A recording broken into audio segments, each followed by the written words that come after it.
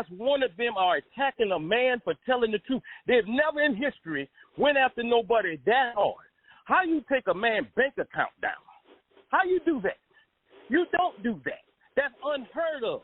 And for black folks to be in their feelings and don't see the big picture here, let's take Kanye out of the picture. Put it another face there.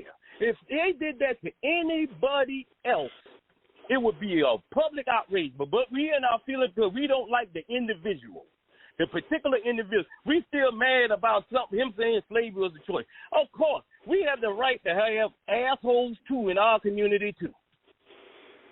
But that don't mean we throw the baby out with the bathwater.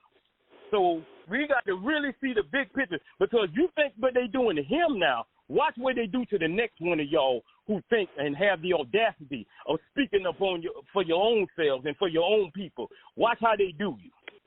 It's going to be so easy to run y'all over as a race. Go ahead. Mm-hmm. Nah, thank you, bro. I got callers. I won't get to keep you on like I normally do. I'm going to say a couple thoughts to what you said and go to the caller. So say no one will say what he said isn't true. I'll be one to say that it's not true because at the end of the day, counter to what Shelley alluded to, he understands that in his stream of consciousness who he was directing it to. Even the agent said, hey, he didn't talk about anyone in particular. So what happens is when you broad brush, you're going to be wrong. You're going to be wrong broad brush, and it's not every last one of them that know. There's plenty of people that have been raised in that culture that have no clue what he's talking about. And I'm only pointing out because once you start broad brushing, you're going to be wrong. That's just one thing I'll point out to you. And the example of somebody else being lynched this way, Mel Gibson, been in a movie again, never directed a movie again. So there are examples kind of similar to what Shelley was to.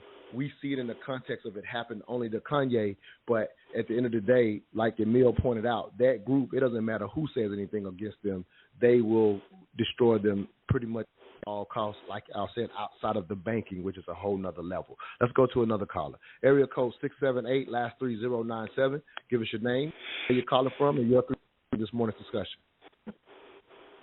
Hello, yeah, my name is Clyde from Atlanta. Hello? Going on, Clyde. What you got for me? Yeah, you live, All King. right. Go ahead. You good. All right, peace. Yeah, so like the brother said before, there was nobody that had disputed what he was saying was true or not, right? And as the lady said, it was between the man said it was between his business partners and him. Now, many interviews have been on where that Jewish people control the music industry, media industry, things like that. That's what he was saying, right? Now, people want to take his money and say, hey, he's a billionaire. But one thing they've done to us, many black people in America have money, but we don't have any power. We don't control any of these industries. And what this showed was she said that we didn't care as much. We do care as much, I believe. We just don't have the power to enforce that care. We don't have the power to snatch up. We don't have a J.P. Morgan. We can't snatch anybody's money out of a bank.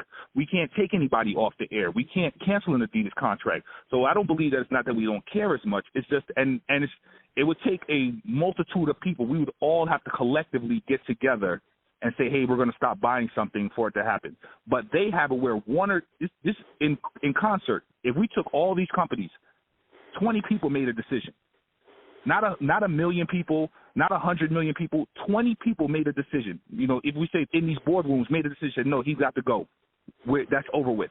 And that's the problem that it is that they can make a decision. So when he said there's no systemic racism, there is people who are, in my opinion, they're leaders of the Jewish community. They feel that they have the vanguard. They have to protect the community. As he talked about the Anti-Defamation League and everything, these people have taken upon themselves to defend Jewish culture. The average Jew, yes, they may not know anything. They may not be involved with this. It's not the average guy you see on the street. But there is shown a concerted effort. As soon as he said these things, we were wiped out. He was wiped out and he was taken out. What black men in America have that power to take out anybody if they say something against black people? And that's the problem. So that's my thoughts. That's my 3 cents. So y'all have a good day.